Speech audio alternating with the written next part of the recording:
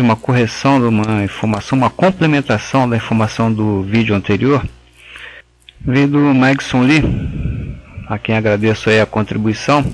Aliás, é uma coisa interessante de compartilhar esse conhecimento, é que a gente sempre tem uma contrapartida, sempre as pessoas também estão contribuindo com esse trabalho. Esse é um retorno muito interessante. Eu estou falando de uma observação que eu fiz com relação à visibilidade de elementos em diversos níveis. Então eu disse aqui que quando eu estou no nível 2, eu tenho aqui como subjacente de visibilidade o nível 1. Quando eu estou no nível 3, eu tenho a visibilidade do nível 2, né, como subjacente, mas eu não tinha achado até então a opção de ver o nível 1 como subjacente. Então ele me alertou para aqui, ó, no quadro de propriedades. Eu já até tinha mencionado isso em algum vídeo, mas enfim, acabei esquecendo, faz parte. Que você pode mudar aqui, digamos assim, do que se trata essas propriedades, né? Aqui estava em família de massa, mas eu posso alterar para as propriedades da vista, tá ok? Então passou aqui a propriedade de vista, porque quando eu estou no ambiente de projeto, automaticamente, se você não tem nada selecionado, as propriedades que estão aqui são as propriedades de vista. Eu já mencionei isso em diversos vídeos, mas no ambiente de projeto conceitual, normalmente está aqui habilitada a paleta de propriedades de massa, tá ok? Então basta eu mudar aqui para a planta de nível, né? No caso aqui a visibilidade da planta, e aqui eu escolho o subjacente que eu desejar. Posso alterar para o nível 1, beleza? Muito obrigado aí ao Magson Lee pela lembrança e contribuição. Bem, vou fechar esse projeto aqui para dar continuidade no nosso estudo. E eu vou abrir aqui o nosso estudo de massas que a gente fez no início desse assunto, para já mostrar uma coisa muito interessante. Repare que eu abri aqui e parece que ele está vazio, parece que eu perdi tudo, né? Na verdade, o Revit, por default, quando você abre um projeto, seja ele existente ou um projeto novo, ele vem com a visibilidade de massas desabilitada, né? Então você vem aqui em massa e terreno e pede para mostrar a massa e tudo fica em paz novamente. Então seguimos a partir daqui. Bem, nesse projeto eu usei 3 técnicas diferentes para montar essa volumetria. Uma foi modelagem no local, a outra foi colocar massa a partir de modelos, e outro foi construir uma massa no ambiente de projeto conceitual e também colocar massa aqui, né? Então colocar massa, eu importo arquivos, seja arquivos do Revit, seja arquivos que eu mesmo criei no projeto conceitual, no ambiente de modelo conceitual, ou massas que eu modelei no local. Bem, para a gente se nortear, né, por que a gente está fazendo isso? A gente está criando um projeto conceitual, primeiramente para fazer um estudo plástico, né, um estudo da forma da nossa edificação. O segundo, a gente já viu que a gente, em cima desse estudo, a gente pode fazer um estudo de áreas construídas, né, para efeito de aprovação da prefeitura. A gente fez os pisos de massa e a gente fez uma tabela também de áreas de diversos tipos para fazer uma avaliação preliminar. Um outro estudo que vai ser bastante útil é interferência de sombras, né? Se eu vier aqui ativar as sombras, né, ou mesmo ativar o caminho do sol, eu posso aqui fazer uma verificação de interferência. Claro que aqui tem todo aquele conceito de localizar o projeto, né, no planeta e configurar a hora, etc., né, que a gente já viu. Procurem lá no curso do CAD-NORM esse assunto. Então, outro benefício de fazer esse projeto é exatamente saber se essa edificação vai sofrer interferência de outra que está do lado, ou se eu vou colocar uma piscina aqui no meio em determinada hora do dia, essa torre vai fazer sombra na piscina, esse tipo de estudo solar, tá ok? Tanto com relação ao aquecimento quanto com relação à iluminação, análise energética, né, que é um assunto também para a gente ver mais para frente. E além de todos esses benefícios, uma vez definida a massa conceitual do projeto, eu vou aproveitar esses itens para efetivamente transformar essas massas no meu projeto, né, na minha edificação. Como é que eu faço isso? Aqui em massa e terreno, eu vou poder aproveitar esses elementos para construir telhados, paredes, pisos ou sistemas cortina, tá? Sempre por face. E o primeiro elemento que a gente vai criar, o mais simples deles, são as paredes. Clico lá, parede por face, e eu nada mais fiz que entrar no próprio comando parede. Ok? Se eu entrar aqui em arquitetura, parede, repara, uma das opções aqui é exatamente selecionar faces. Então, quando eu entro lá em massas, parede por face, nada mais significa que entrar no próprio comando parede, sendo que a opção já selecionada é parede por face. Então, o processo é bem simples, eu venho escolho um tipo de parede, que inclusive pode ser já uma parede cortina, e clico aqui em uma das faces da massa, e ele já constrói uma parede em cima dela. O detalhe é que eu não estou alterando a massa em si, tá? O projeto conceitual ele permanece intacto. Se eu vier aqui desabilitar a visibilidade, continua o processo intacto. E eu ainda estou no comando parede, isso significa que eu posso daqui mesmo já desenhar outras paredes, tá? Dando continuidade ao meu projeto. Ok? Comando parede não tem muito mistério, tá? Simplesmente isso mesmo, selecionar a parede, seleciona uma face, pelo tipo da parede ele vai e escolhe. Com a facilidade que aqui já está a altura, né? E depois eu posso modificar essa parede, que é um conceito também muito importante. Ela foi criada com base na massa, mas ela não está de forma nenhuma vinculada à massa. Ok? Se eu vier aqui alterar, já mencionei isso, se eu alterar a massa, essa parede não sofrerá alteração. Ok? Uma vez criada a entidade, ela é uma entidade independente. Piso.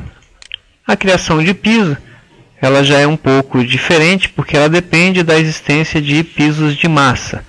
Tá, ok? Eu não consigo selecionar faces da massa simplesmente para a criação de piso. Eu preciso selecionar um piso de massa. Lembrando que eu crio pisos de massa, selecionando e clicando aqui em pisos de massa, ele me dá os níveis que eu desejo criar os pisos de massa. Com o único detalhe que eu venho aqui, seleciono o piso, né? A opção inicial é selecionar múltiplos, então eu posso selecionar vários aqui, né? Ainda dentro do comando, e ele só vai ser concluído quando eu clicar em criar piso. E aí efetivamente ele cria o piso de construção. E da mesma forma o piso de massa continua válido, ok? Continua intacto. Muito semelhante ao comando parede, ou a criação de paredes, eu tenho aqui sistema cortina, que é muito próximo de parede cortina, com alguma exceção. O processo de criação é bem simples também, basta você selecionar a face, né, que deseja, e em seguida clicar em criar sistema. Normalmente ele já oferece para você selecionar várias faces ao mesmo tempo. Repare que ao lado do cursor tem um sinal de mais, indicando que você está selecionando outras faces. Se você se aproximar de uma face já selecionada, vira o sinal de menos, então ele vai remover essa face da seleção. Então eu seleciono as duas faces e quando a seleção estiver completa, eu clico em criar sistema, lembrando sempre de selecionar o tipo, né, de sistema cortina que você deseja. No caso aqui eu estou usando um sistema 1500 por 1500, né, 1,5 m. Clico em criar sistema e reparem que se eu for lá em massa terreno parede, tá, tipo aqui parede cortina, né, storefront, que seria equivalente a vitrine, eu selecionar essa outra face,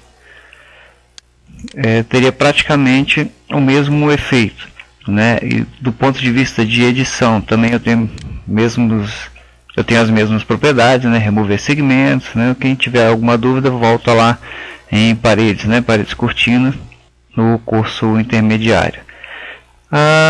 algumas das diferenças, né, de sistema cortina e parede cortina. O primeiro é com relação às próprias propriedades de parede, né? Repare, quando eu tenho sistema cortina, eu clico aqui, eu não tenho aqui, por exemplo, vinculação a níveis, né? Começa no pavimento tal, termina no outro, né?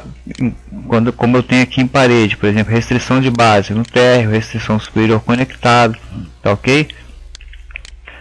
Mas as propriedades físicas são praticamente as mesmas, né?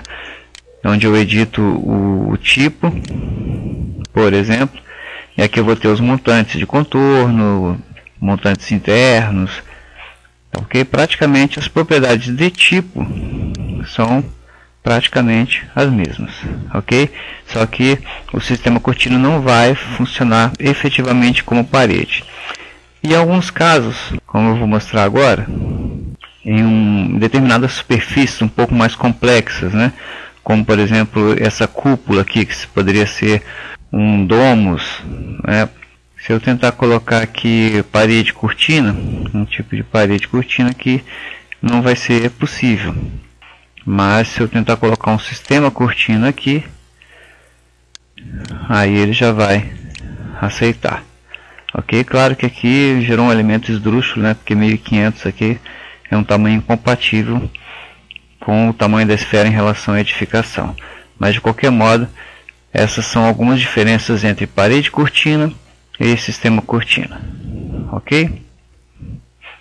Mas em um sistema cortina eu vou poder colocar montantes, tirar montantes, mudar o painel e esse tipo de coisa.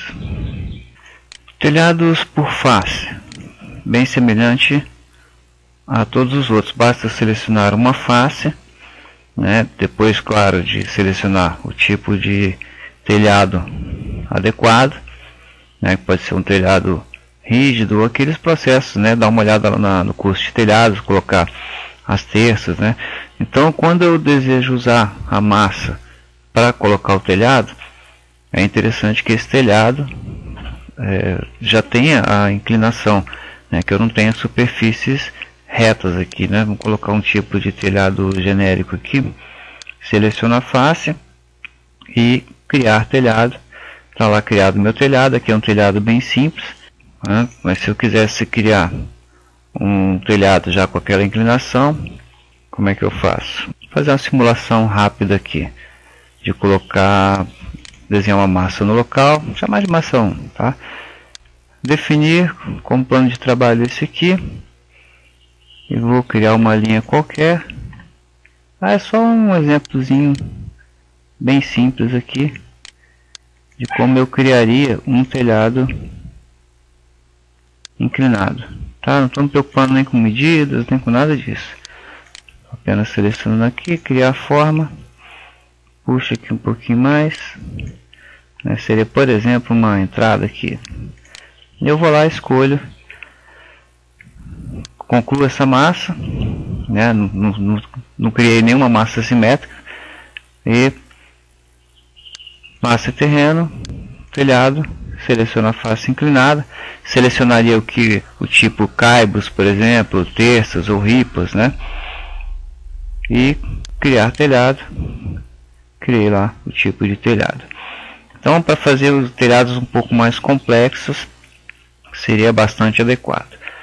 No entanto, se eu for criar uma estrutura um pouco mais complexa, como uma treliça espacial, aí nós vamos entrar num assunto que eu vou deixar até para a próxima aula. Vou abranger um assunto um pouco mais complexo, que vai ser dividir essa superfície, né, no caso aqui a superfície do telhado, e vou criar uma estrutura que se adeque a ela, que será um modelo adaptativo, ok?